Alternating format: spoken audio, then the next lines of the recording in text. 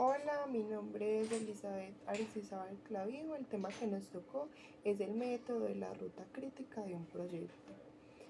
¿Qué es el método de la ruta crítica de un proyecto? Es una técnica que permite identificar las tareas que se necesitan para realizar un proyecto. La ruta crítica en la gestión de proyectos es la secuencia más larga de actividades que deben finalizarse a tiempo para poder completar la totalidad del proyecto. Este método tiene como fin identificar las tareas más importantes del cronograma del proyecto, detectar las dependencias de las tareas y calcular la duración de las tareas. El método de la ruta crítica fue desarrollado a fines de la década de 1950 como un método para dar solución al aumento de los costos producidos por la planificación ineficiente. Desde entonces se usa con frecuencia para planificar proyectos y priorizar tareas. ¿Por qué usar el método de la ruta crítica?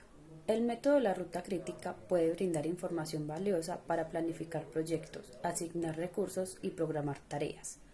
Motivos por el cual podemos usar este método. Mejora las planificaciones futuras. El método de la ruta crítica se puede utilizar para comparar las expectativas con el progreso real. La información utilizada en los proyectos actuales puede servir para los planes de proyectos futuros. Permite que la gestión de los recursos sea más efectiva. Este método ayuda a que los gerentes de proyectos prioricen las tareas, lo cual brinda una mejor idea de cómo y dónde utilizar los recursos. Evita los obstáculos. Los obstáculos en los proyectos pueden causar pérdidas de tiempo valioso.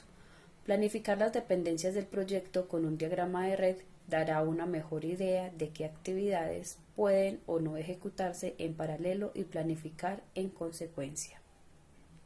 Ventajas y desventajas al aplicar el método de la ruta crítica. Todos vivimos a base de priorizar tareas. No hace falta que seamos profesionales. Nuestra vida se basa en seleccionar cosas con un objetivo claro. Producir cosas mejores en base a otros criterios a seguir. Tangibles o intangibles. Los resultados han de proporcionarnos más ventajas que aquellos que desechamos. Es obvio, con todas esas prioridades vamos creando un sendero de las cosas imprescindibles en nuestro día a día. Hasta que no lo logramos, nuestro proyecto de vida estaría incompleto. Pues bien, estaremos creando el famoso método de la ruta crítica o camino crítico. Cuando aplicamos el método de la ruta crítica, no solo estaremos realizando una planificación exhaustiva y optimizada de nuestros proyectos, sino también que ayudaremos a nuestro equipo de trabajo a realizar mejor su trabajo. ¿Cómo? Por ejemplo, gestionaremos los recursos de una manera más lógica. Ningún miembro del grupo necesitará utilizar un recurso que esté siendo usado al mismo tiempo en otra actividad. El trabajo no se quedará parado, con la lamentable consecuencia de un incremento en nuestro presupuesto, lo que se relaciona directamente con la estrategia para minimizar los riesgos en nuestro proyecto. Este es solo uno de los ejemplos de los beneficios que podemos disfrutar si aplicamos el método de la ruta crítica. Por ello, conviene hacer un listado con otras ventajas y desventajas de calcular el camino crítico en nuestros proyectos. Algunas de las ventajas de usar el método de la ruta crítica son las siguientes. Primero, demuestra la vista gráfica de cualquier proyecto, lo que es para nosotros los seres humanos más fácil de entender. Segundo, ayuda a identificar las tareas más importantes a gestionar. Esto nos permite priorizar. Tercero, ayuda a ahorrar tiempo y a reducir los plazos. Cuando ahorramos tiempo también puede ahorrarse dinero. Cuarto, ayuda a comparar el progreso planificado y el progreso real, lo que nos ayuda a que seamos más realistas con el proyecto. Quinto, ayuda a que las dependencias sean visibles y claras, las podemos ver en el diagrama. Y sexto, ayuda a planificar, programar y controlar los proyectos. Desventajas del método de la ruta crítica. No considera las dependencias entre recursos. Puede llevarles la situación en la que presten menos atención a las tareas no críticas y estas a veces pueden volverse críticas. Los proyectos con una ruta crítica a menudo pueden quedar incompletos dentro del tiempo requerido y así sucesivamente. Diferencia entre el método PERT y CPM. La principal diferencia entre PERT y CPM es que PERT fue diseñado para planificar proyectos con tiempos de actividad insertivos, mientras que la técnica CPM fue diseñada para trabajos donde los tiempos de actividad están mejor estructurados. En la práctica, ambos métodos de planificación se suelen mezclar y se complementan muy bien para tener mejores resultados. Al final, ambos tienen la esencia de lo que es la ruta crítica, escoger el camino más eficiente para el proyecto. Bueno, ahora vamos a ver los pasos para aplicar el método de la ruta crítica. El primero sería enumerar las tareas. Podemos construir una tabla donde por filas se le asignen letras a cada tarea, por ejemplo, la tarea A, la tarea B y la tarea C. Y en las columnas vamos a dar la descripción de la tarea.